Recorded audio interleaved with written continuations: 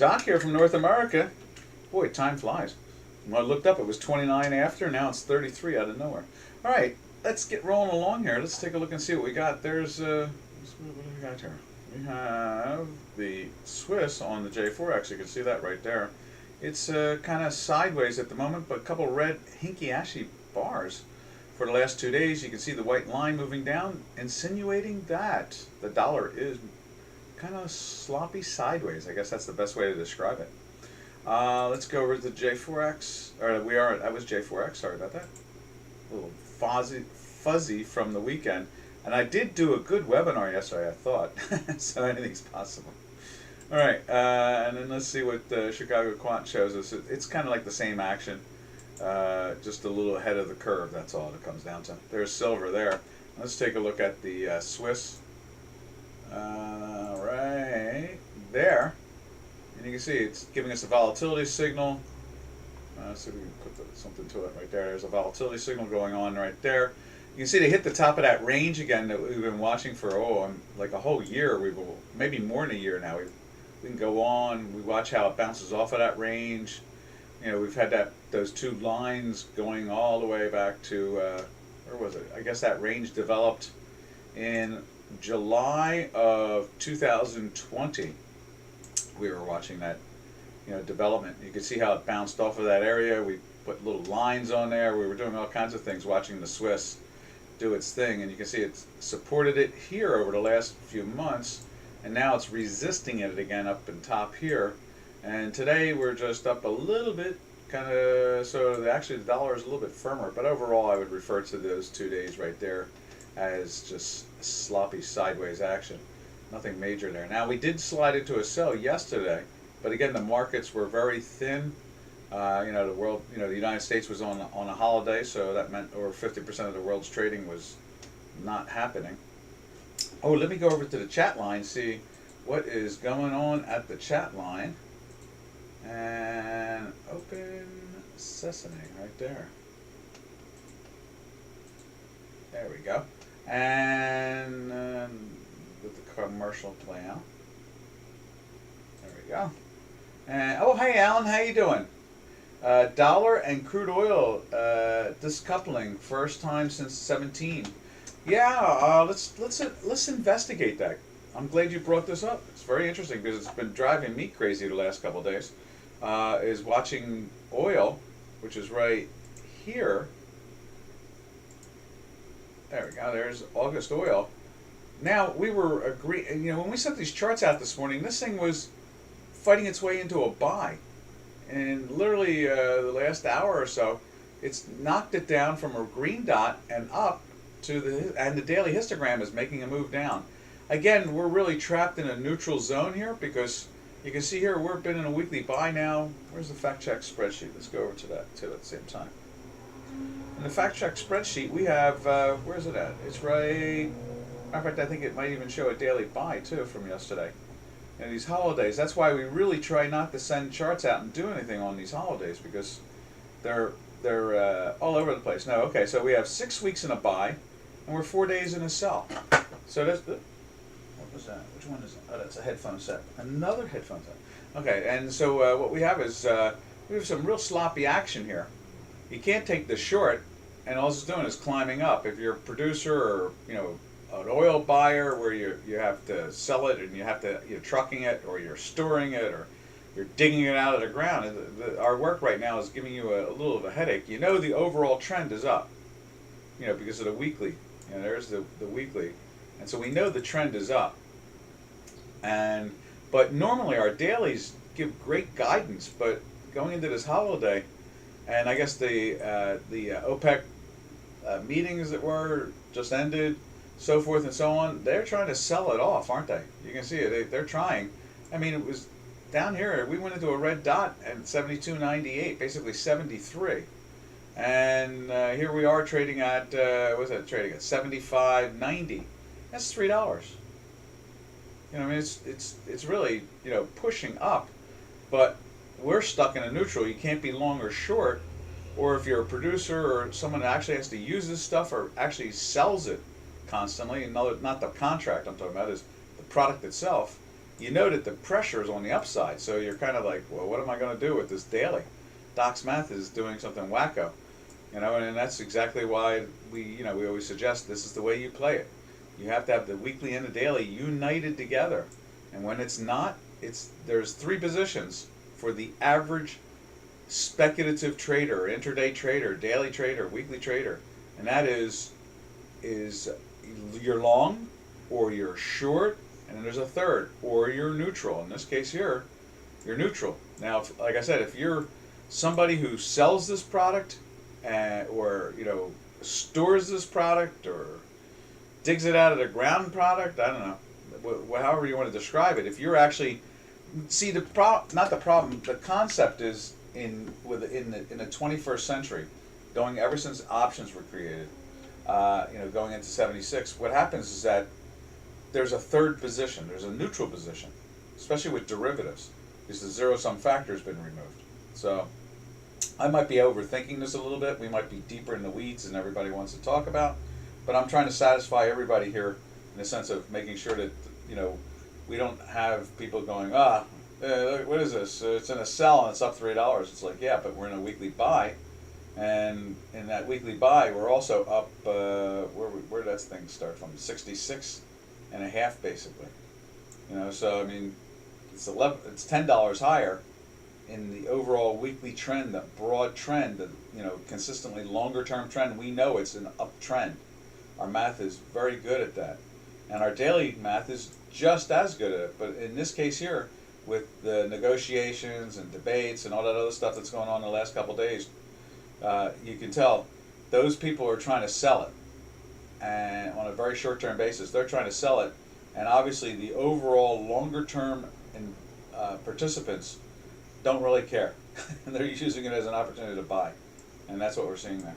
And that's how we interpret that too at the same time. I am interested and glad to be in this webinar.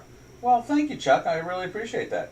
Yeah, we try to give some insight to our math. Since our math is so good, we try to use it as a key, like entering a door or a mathematical proof, a primer, trying to use it so you can understand what is going on here. Overall in that particular product. We try to hit the buttons for everybody, the producers, the speculators. We try to give everybody the right information. Let's see, where do we go from here? So yeah, I see. And then what was it? Alan says dollar and the crude have broken loose. Yeah, I guess you could say is that what normally the dollar goes. Well, let's see if we can put one of those up there. The dollar has been doing this. Let's go to the dollar, which is right. We could even use like the Swiss as a good example. The Swiss, let's go over to the currency, or we can use the dollar ETF. You can do either one of them. Here's a Swiss. And as you can see on, let's move this up out of the way. As you can see on J4X, where's the mouse for that? Over there, there we go. As you can see on J4X, right? Let's see, how's that look? That looks pretty good. Okay, so there's J4X, right underneath it. There, I guess that's about as best as we can get. Now, let's take J4X, move it down. And then what you can see here is that the trend has been pressing pretty aggressively, all right? Now let's put crude oil on top of that. So in other words, when the dollar's going up, the Swiss is going up. When the dollar's going down, the Swiss is going down. They move in that direction on the charts here. So now let's jump back over to crude oil. And as you can see, let's see how we do this. Go like that. And let's see, where's the start at? We're going to do this. We're going to make the weekly go all the way up and down on the chart, like that. So there's the weekly signal. And that is, what is that? That's, well, I don't have to do that. I can read. So that's at the end of May, okay? Now, J4X, there's the end of May, all right? Basically, right there. So there's the end of May in this area here. So this thing has been trying to find a way to go up. And oil's been going up. So the dollar and oil are going up, whereas normally, I guess, what happens is that you can see the dollar is going down, and let's see if we can move this over. And oil was going up. Yeah, so it seems to be breaking away, as you suggest, Alan. It's, you know, it's having its issues, but right now it seems to be totally confused. And you can see, we know it's confused, because look at this action in our daily. This daily is acting extremely strange. You know, with the histogram minus, red dots galore, and what is it? It's $3 higher. That is weird. You know, I mean, that's just shows you that very short-term money is trying to sell it, and they're failing at it because longer-term money in the weekly is dominating the trend. Right there, it's dominating it. All right, let's jump over to, where do we go from here? Let's go to the cable, see what the cable's doing. If anybody wants to see anything, just say it. You know, we will stop what we're looking at. We'll go check it out, because we treat this like an electronic trading pit, like a trade on the trading floor. We are always hunting for ideas and concepts. Hey Moses, how you doing today? Good morning, good afternoon, and good evening to you.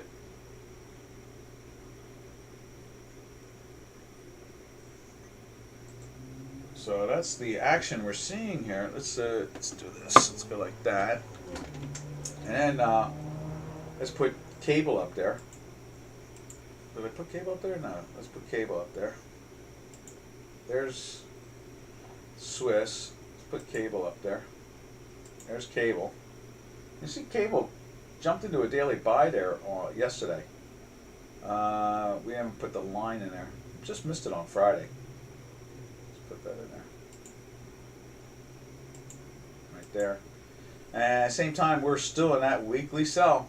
You know, I mean, and the white line is so far from our negative, you know, line here underneath the nonlinear time manifold that it's just, you know, it's, I don't know. This is more of a dead cat bounce at the moment, and we're usually always a bull. And I always think that the cable is undervalued. It does seem to be trapped in that 38 to 42ish or 43 range at the moment. That's what we seem to be seeing here now, which is very impressive. That range has risen, you know. Over on J4X, take a look at it. Right there it is. And so cable's, you know, trying to lift up. You know, it's got the daily turning up. You can see here on J4X, it's doing the same thing. And Hinky Ashke now for 2 days is showing us the green bars. You know, overall, I'm even with the dollar being as strong as it is, I'm still always impressed that I think that cable is undervalued. Hey 33, how you doing? I'm glad I bought the gold and silver on Friday. Well, aren't you a happy lad or gal? Let's see, let's go check and see that out. I know Robin was talking about putting something up there today on gold and silver, but we went to corn just solely because we're still stuck in those weekly sells. You know, the dailies have been screaming, but the weekly sell, so I mean, it's an option trade or a binary trade, but it's, you know, it's makes it hard to be a hard delta trade, you know.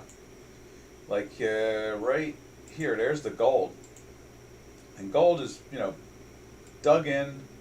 Yeah, what was it? Thursday, or no, it was Wednesday, I guess. Wednesday it went into a buy. No, Thursday it went into the buy. No, yeah, Wednesday, then Thursday, then Friday. Friday's no, what's that? That's the first and the second. That's Friday, right? And then this is the 6th because, you know, the holiday. So this is all screwy because of the holiday. You know, and that's why we try to steer clear of making charts on the holidays. Yeah, you can see that the strength is there for like the last 4 or 5 days. Notice that the weekly cannot turn its, I mean, at best it started to curve a week ago. Last week it was kind of showing that it curved. And here we come in today, it's not doing anything beautiful. You can see that. Let's give it a Control R again and see if we can get a little more fresher, up to date. Yeah, it looks like it's the green is trying. You see the histogram is hitting the negative time manifold, so we'll see how that goes. and then we'll see if they, on the short term, yeah, no doubt about it. I mean, as far as I'm concerned, gold should be over 3,000 an ounce, if not 5,000, and silver should be like $70 an ounce. But with the Federal Reserve doing what they do to it, it's awful hard to see this thing get going, But I'm glad you're long it. That's pretty cool. I'm sure I think Middle Age is into that too. I think Middle Age is waiting for the weekly. That's what it is. Middle Age says he's waiting for the weekly. And then once we see that, now you can see here on silver, the September contract is sloppy as all get out. You see, we jump into the buy. It lasts for, I guess, that's Thursday. Friday it pops, gives us this red thing. And where do we have that on the fact check spreadsheet? It must be in a minus. Get the mouse there. Line, where's that at? Line 8? Yeah, line 8. Yes, no. Line, yeah, there it is right there. So we're in a minus and a minus. But the last 2 days it's lifted from 26 to up to almost 27. So, it's definitely, like right here would be the short. Would have been Friday. Right there. So it's going into 3 days. So it's, today it's taking any possible profit. This is a classic we lose. No chicken winner here. No winner chicken dinner. Got to be wrong once in a while. The math is 8.5 out of 10 times right. So here's your 1 point something. So now boy, if this thing would turn up, this one could be a winner. It would be more than one chicken dinner, that's for sure. It could be a real hot run there. So, yeah, if you're doing it in the binaries or the options, it's a smooth ride. For the hard delta traders, it's a scary ride. It's definitely a scary ride being in a weekly sell from 28.5 area up in here, So that definitely makes you nervous as all get out. Drop down to the high 25s, high 25s.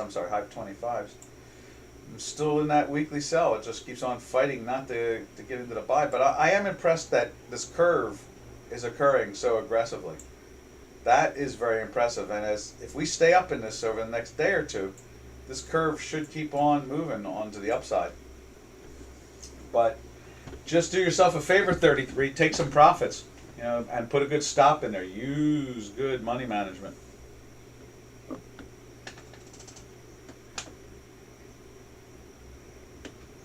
All right. Now, where do we go from Haya? I guess let's go over and take a look at cable, right? We looked at cable. Let's look at the euro. But you see how when someone says something, we go and check it out. We make sure that we have a better feel for what's going on. There's euro. Euro is showing the pressure. Couldn't get into that buy there on. Oh, I see. Now that's been pushed up a little bit more, but we're not. We were closed. I can't take that math serious on a holiday. It's too thin, too sloppy, too no good. So we're still in that sell. And over on the fact check, you can see that that's line 14. Let's light it up. Line 14 is 4 weeks in a sell and 5 days in a sell, so there's pressure on that. And then, what do we got going on here? Then, let's see.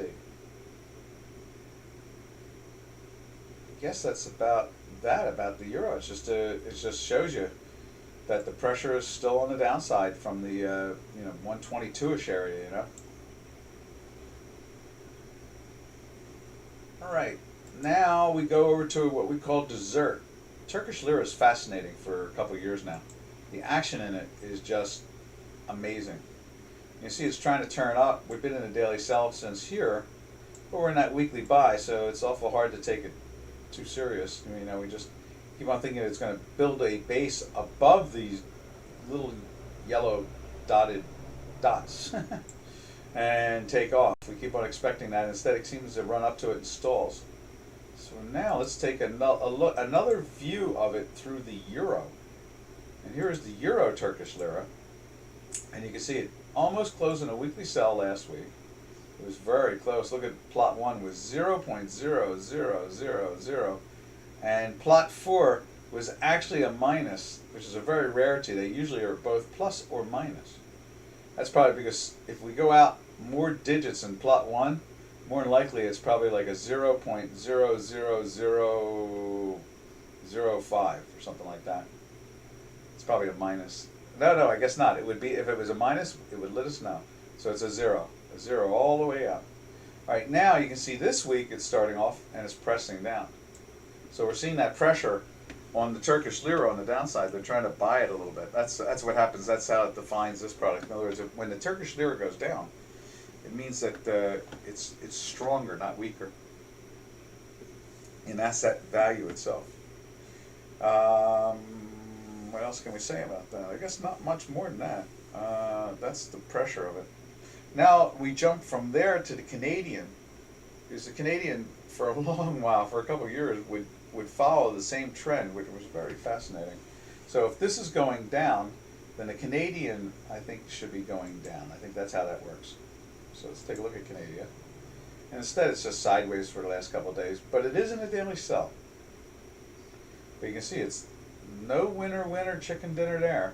And at the same time, it's in a weekly buy, so you can't really get short the sell. All you can do is expect to see weakness in it. That's about it.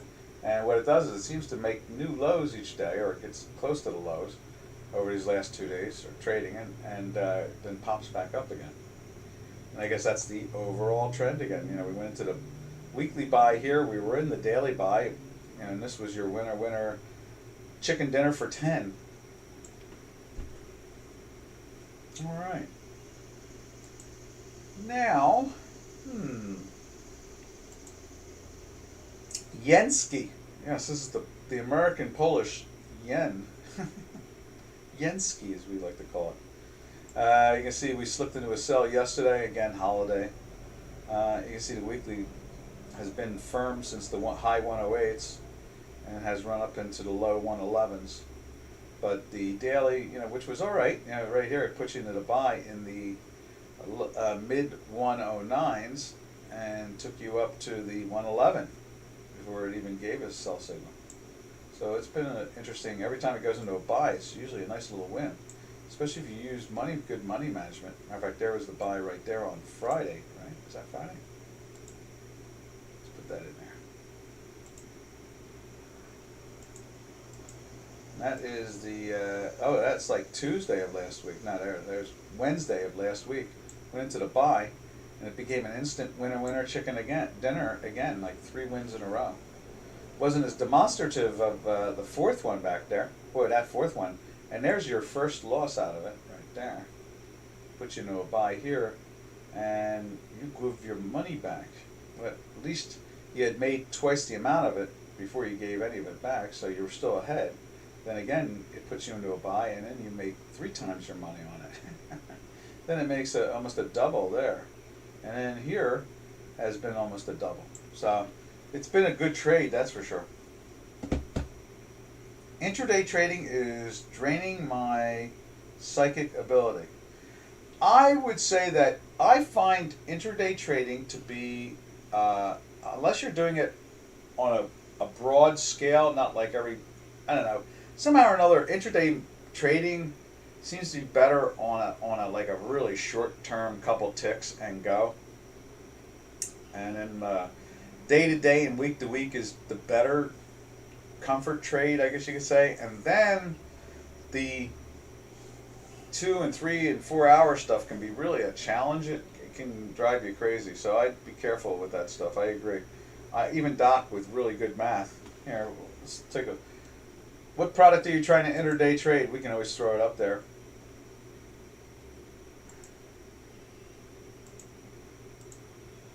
I think we have one of them on here, don't we? Cancel. Let's try this. Here's the intraday trade for NASDAQ and S&Ps. Now S&Ps are down $1. This thing's up $21. So the NASDAQ. when I trade the NASDAQ, I wait for a volatility signal and then follow the path. In this case here, the volatility signal kicked out the green and the red, and then the next one was in a sell right there, and it was all right, you know. And so that's usually the way I like to play it. And what I do is I just, to not get my head twisted, I try not to take anything unless it gives it to me. So in other words, in this case here, you got the red and the green dot right there, and it was in the minus, and then finally it goes into the plus here, and I trade the plus. But I'm not trading the minus because you know, it's moving up with the histogram. So yeah, that can happen. I agree with you. You're looking at the euro against the dollar. Okay, let's check that out. I think we have one in here, don't we? No, we have a no, not here. All right, so let's try making one. File, copy. What time frame are you, or what are you doing? X amount of contracts? Are you doing ticks? Are you doing minutes? Are you doing half hours? You know, I've been talking to a few people here about the half-hour trade, which is always nice. No, it's not good. Cancel.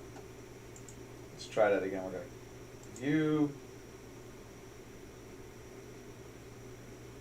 view, copy. Where is it? Something's wrong here. Oh, it's file. That's what it is. File, copy window.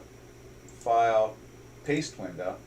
And let's put the 30-minute in there. I think we've been talking about that. 15 minutes? All right, 15 minutes it is then. And so we go, and let's change the product to cash, cable. Yeah.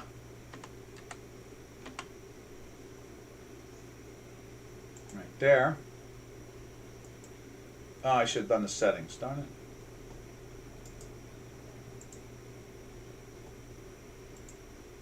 Settings, minutes, and 30. Let's take 5, let's make it 6 days back. There we go. Now let's widen out the gas line for you so we can read it. We know which way to trade. Where are you? What are you doing here? There we are. Let's try that again. What's up with that? Oh, it still must be backfilling. Is it backfilling still?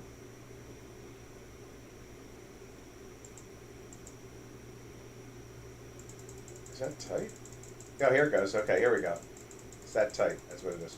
See, we measure on very minute moves. You can see how tight we're measuring. So here was your sell right there on a 30-minute. That was the sell. And that was right. And then there's your buy here, and that's no good. And then it goes into a sell again on the close of there. And it's a little win, nothing major. There's your buy here. What's nice is you got a volatility signal here. Let's put a line through there.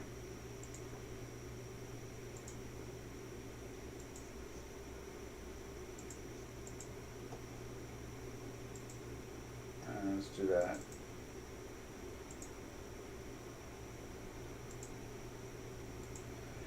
All right, so you get your volatility signal there, which is really nice, and then the next read is a bull sign, you know, because we're above the zero line here. Let's widen that for those who are not comfortable with Doc's math. There you are. See the histogram and a white line are plus, and a green dot, so it tells you can be long, and so, you know, for the next 5 or 6 hours you're long, or 7 hours was it. If it's a half-hour thing, so it's 1, 2, 3, 4, 5. Yeah, 6 hours almost, 5.5 hours. And then you go into this stuff, you know, where the white lines start. Oop, what did I do there? I moved the bars accidentally down.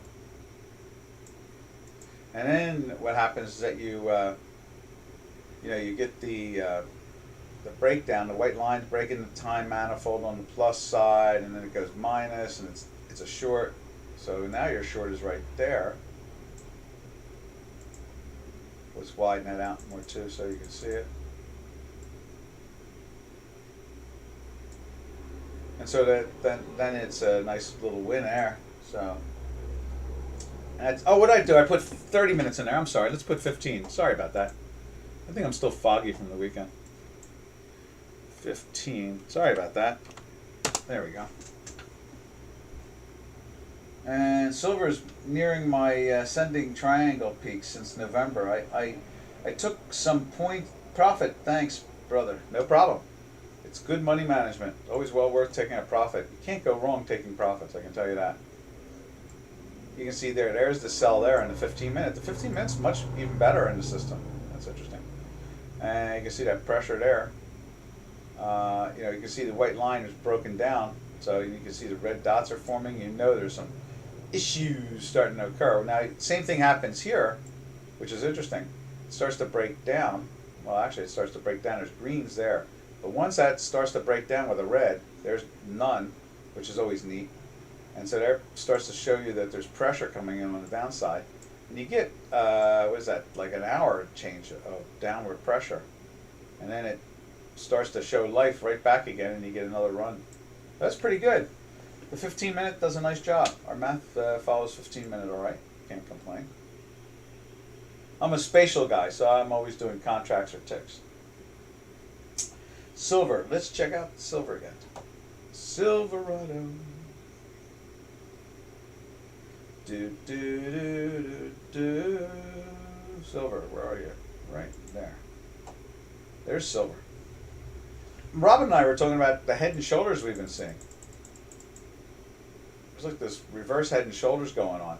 If it wasn't for the Federal Reserve, this product would probably be $70 an ounce. You know, I mean, it's awful hard to be bullish on a thing. I would love to see it get into a weekly buy. I mean, the last weekly buy was a nice move. It was from here all the way up to there.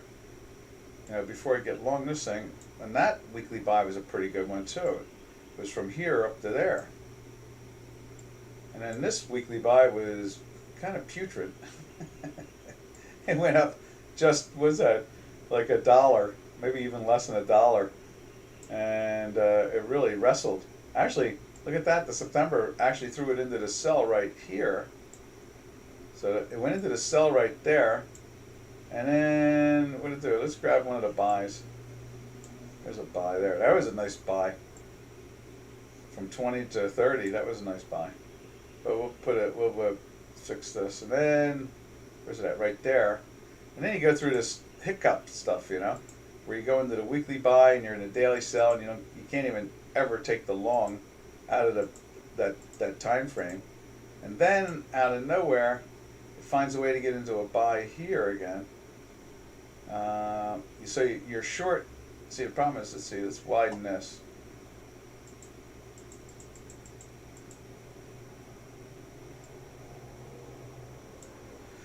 So, wow, that is so tight. Let's see if we can wind this more.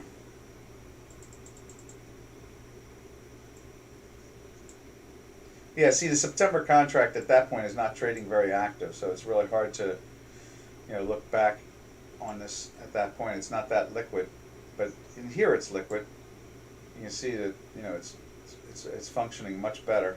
That daily buy is actually right there, and it really doesn't go anywhere. I mean, it makes a little money, but we're in a weekly sell, so you can't get long it, but at least you know it's happening.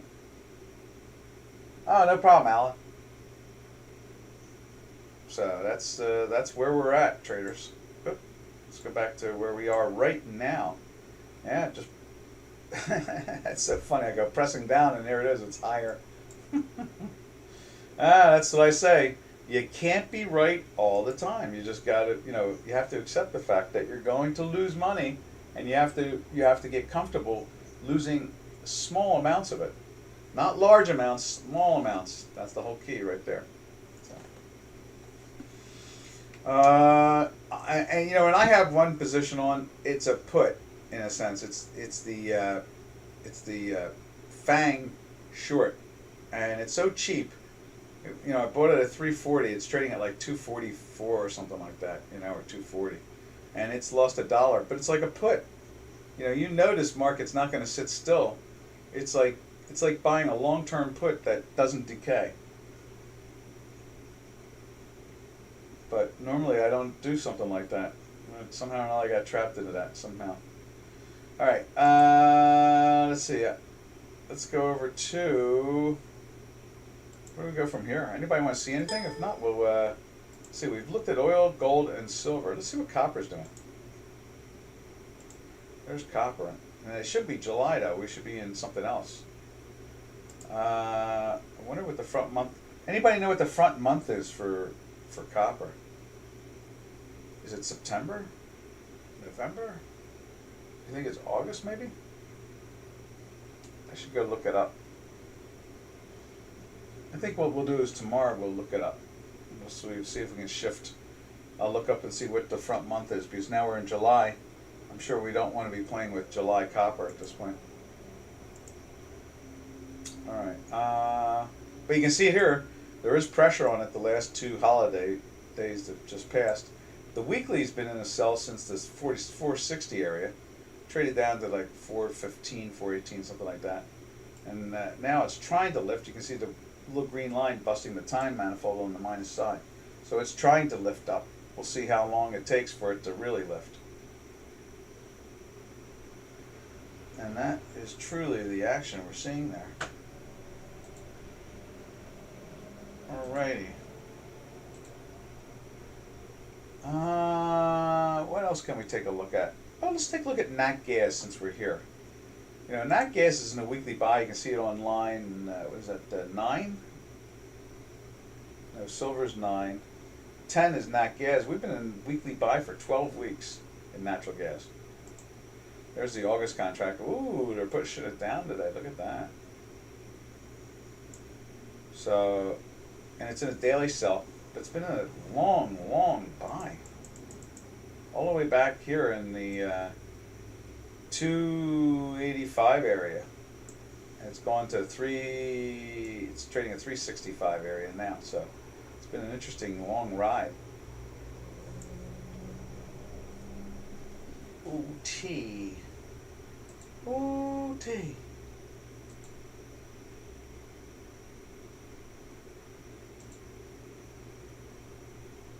Now, where do we go from here?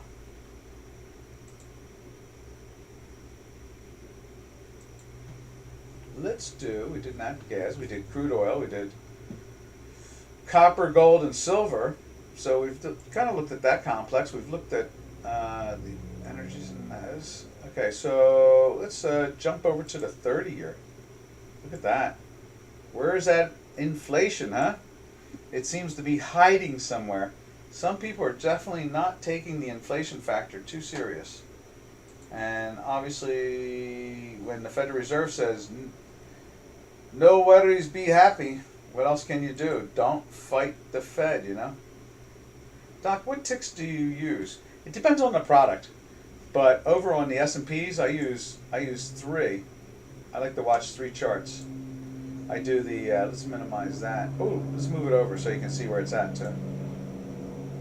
There's the 15-minute. The 15-minute is still being pressured here. Let's tighten that up a little bit. So the 15-minute is still being pressured. It's been in the sell since here and can't get into a buy. Even with that pop, it was a negative signal.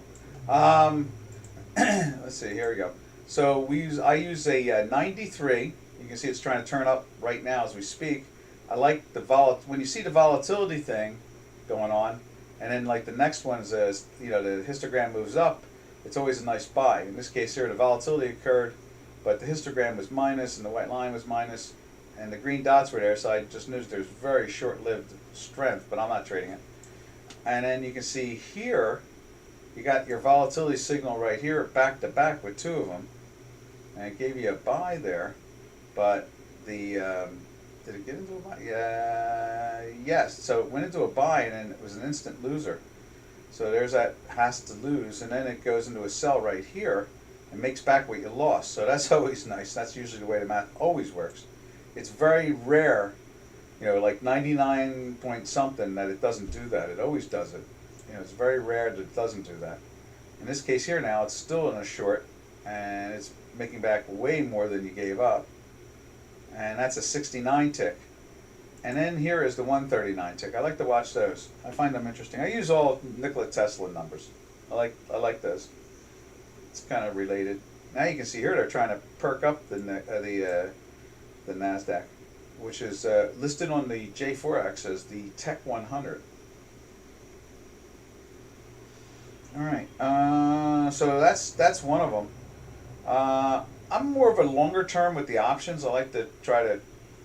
I'll trade something short term, like I'll keep a chart like this up on one of the monitors. I've got 8 of them, so I keep that up, and if I see an opportunity, I'll jump on it. But I try to do the options and try to be long when it's going up. I try to be short when it's going down. That's the normal way, and I'm trying not to mess my head up, trying to just intraday trade all day long. It's not bad. You just have to have discipline. That's the difference. It doesn't really mess my head up. It's just it's time consuming. But the options is so much less time consuming and more profitable.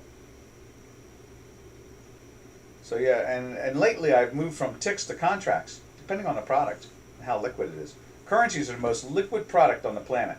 So you can, let's do this. Let's move this.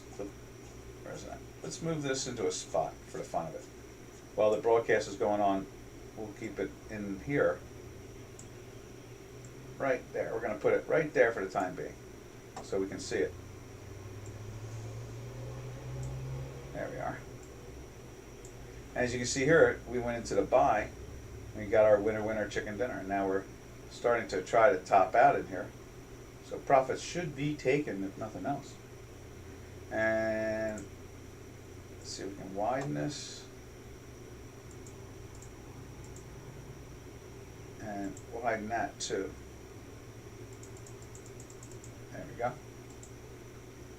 So we're trying to get into a sell here, and it's doing a good job with the euro in a 15-minute. Now here on the Nasdaq, it's trying to get into a sell, and it's doing a poor job about it. You can see it here on the 139 that it gave us a volatility signal instead here. It's still holding up, so you would assume that it's going to try to go up again. You can see over here on the 69 tick or contract, it's getting even shorter, and you can see the pressure was right on the upside, and the downside is trying to flirt with a short at the moment, but failing at it. And these two are a plus, so I wouldn't take this trade anyway. I like to see all 3 of them. I like to see at least 2 out of 3 showing life in the same direction, and I always like to see what the S&P is doing right here. So the S&P has been pressing down now for a little while. And that's a wild one. That's 639 ticks on the S&P. It depends. I back test them and look at which ones have the highest rate of success. And that's how I decide what tick or contract I'm going to trade. Now here you can see, let's widen this a little bit.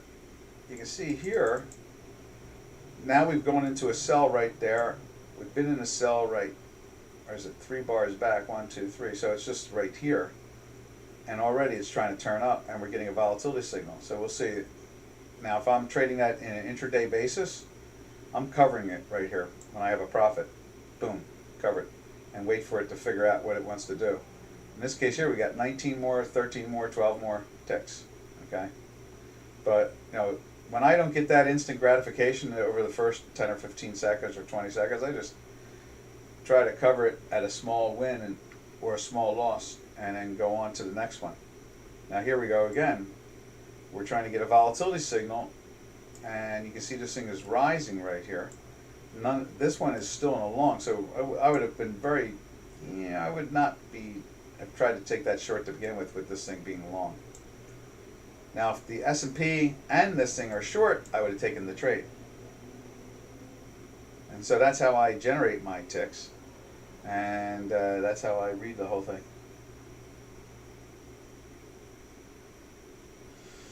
All right, let's see. Oh, and now you can see it's joined in on the long side, which makes me feel much more comfortable. So the long is right here, and so it's been a winner already. And if I can get 2 cents out of this thing, it's like if I'm trading a 2 lot, that's $40. So that's fine. And then let's see, what do we got? We got it here too, same situation. We got the volatility signal right there. And then we've got the pop here, and it's done a little pop there. You can see there. I would say more than likely this thing's going to probably go after 40 something. I guess, did we have data today? I'm not even sure if there was any. Was there any news? Yeah, see, that's the whole idea, Alan. We've always, it was an old expression on the trading floor, which was not invented on the trading floor, but we used to call it the KISS concept. Keep it simple, stupid. And we were stupid. That's who stupid was. We were. And so that was the whole idea, is try not to make it too complicated. You know, thing goes plus, you get long. Thing goes minus, you get short. You know, and then you want to make it a little bit more complicated, then what you do is you watch a couple different time frames. Most traders will look at a couple different time frames to make their decision. They won't just use one chart. They'll use 2 or 3, but they won't use one. And then they'll try to find another product that confirms it, like we have the S&P 500 there. Whereas the S&P now, trading a 639 tick, you notice is moved into a volatility signal and now trying to confirm a buy at the same time. So, yeah, you talk to Robin. Robin will help you out. And then we have the J4X set up for, you know, for people to use the J4X and don't have the, ooh, now what was that? What kind of move was that? Look at that wild tick we have in there. Oh, okay. That's the, what is that? Did the euro just have a nice little pop? I guess it did. That's the price. 18, where's the close at? Oh, that's a bad tick. Let's do the control R.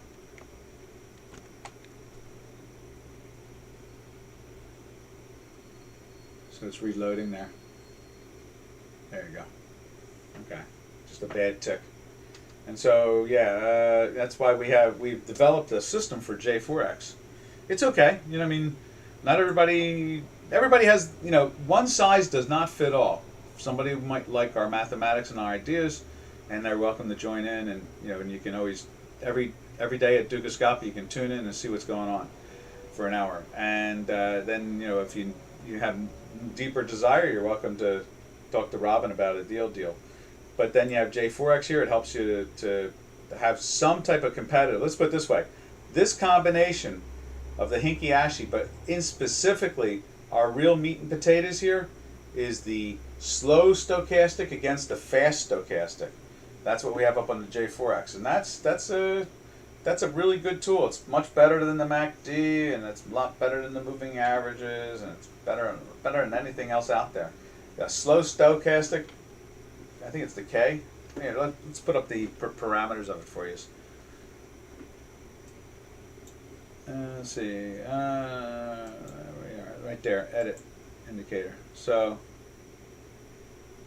did I do that wrong? I think I did that wrong. There it is there. So yeah, there it is. Edit indicator. So what we're looking at here is you're seeing the fast K against the slow K. I think that's what it comes down to. And right there, and that is the slow D period, I guess it is. So it's slow, no, it's slow K, so it's slow K. And you can see there's the parameters. Let's see, 33 says, if you really want to win, you need some of those Biden magic note cards. Exactly. Oh my God. I understand he does that with the world leaders. I understand he actually has those cards in front of him. Probably one of them is probably trying to tell, because did you see the whispering stuff he does? He's talking, and imagine if I'm talking about the markets and then I go, and then traders, if you're really interested, and he whispers for a while on national TV. He does really weird things. He's a weird guy. You know, the only way this guy can get elected is by stealing an election. That's it. That is literally the only way he got elected. There's no way in the world anybody was. They can't even prove that all his votes are legal. That's the thing, and the Democrats keep on blocking everybody. But everywhere in the country where he won in those, you know, with the illegal votes, every state has changed the law now that you can't do that anymore. Weren't supposed to be able to do it to begin with. It was illegal. But anyway, they've made it harder to steal votes again. So that's good. But yeah, Biden is a weird one. Supposedly, can you imagine what could have Putin been thinking when Biden's sitting with him for like an hour or something like that, and he's reading from little cards? He must have been like, oh my God, he must have felt like he was at a remedial school or something like that. Oh my God, what a freak out that is. He's probably thinking, damn, if the American system wasn't so good, we could easily take over that place, but like Crimea, but they're real bad, One day you will invite us to your farm. Yeah, sure. We could have a big party. That sounds like fun. We'll come up with something. Giannis was going to come here last year before the COVID. Yeah, I hear you. Go to the rodeo. Go out to Cowtown. We're in cattle country. It's fun times. But I like 33's idea. That's the fun part right there. We need those cards. Does the market give us out cards when to buy and when to sell? Buy right now. And also whispering cards that you whisper. You don't talk out loud. You whisper. People are like, they're stunned. If we had a media that actually reported this stuff, people would be like, they'd be aghast. They'd be like stunned. What kind of nutcases in the White House? Now here's an interesting one. You got the NQs. They pushed into a sell here after that buy that we talked about. Let's see if we can. Here, I'll put this up big for a second like that. So it went into the buy here from the volatility thing at 74. And it couldn't get into the sell, even with the red dots, right? I mean, it stayed plus here. And then it cleaned itself up. And that's usually that A, B, C thing that Arn used to talk about. And then, boy, is it guns blazing, and up we go. And if we whisper, then we can tell you about it all.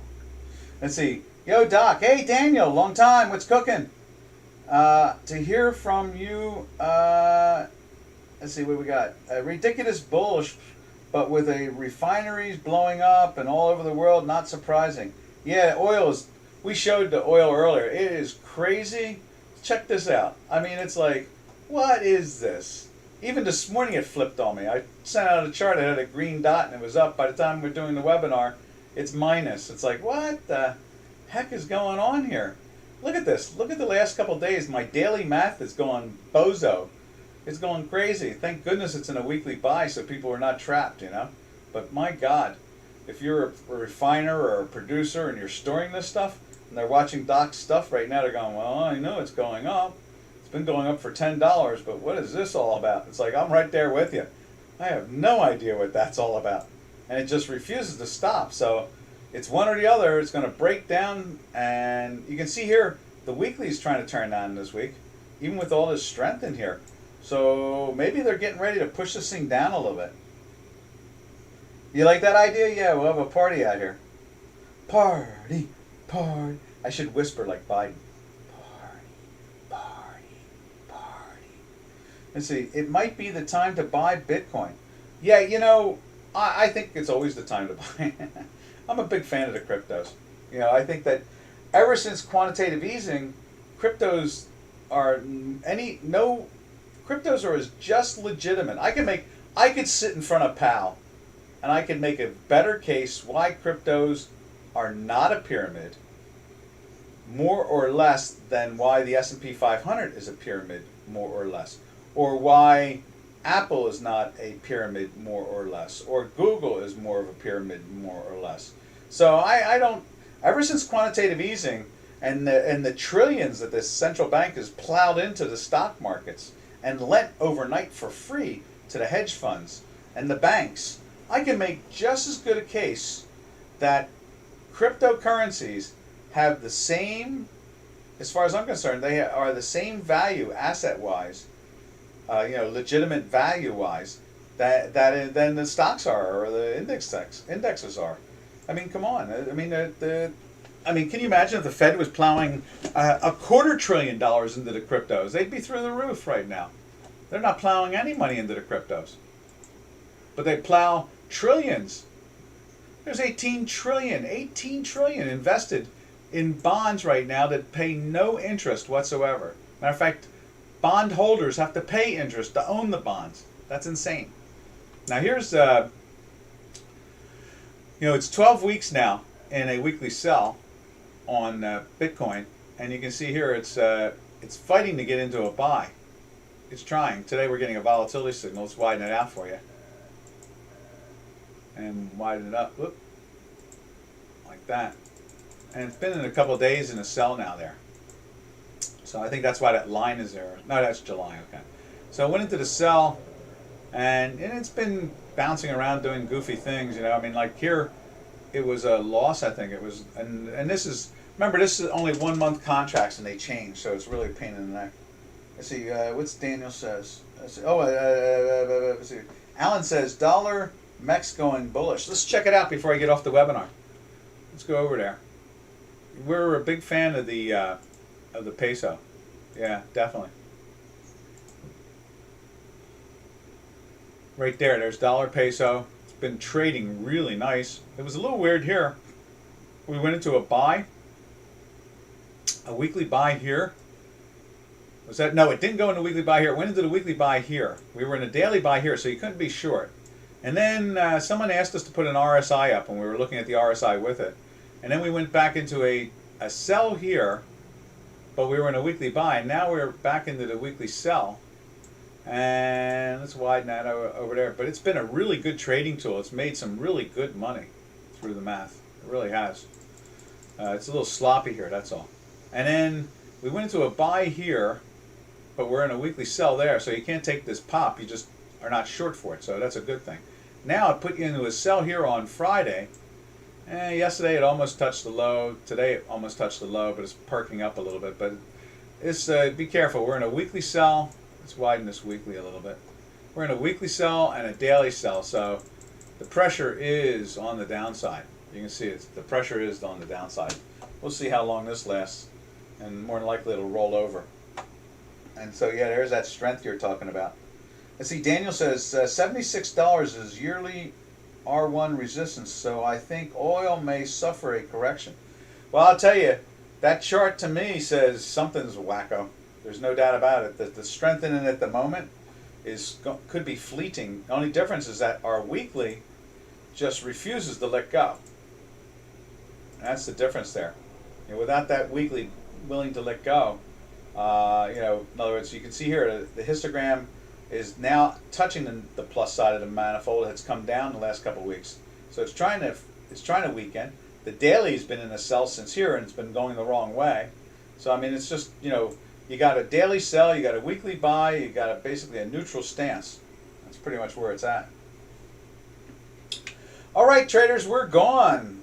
It's done and over. This is Doc from North America. We will catch you again tomorrow on Happy to Hump Day. It's a short week for us here.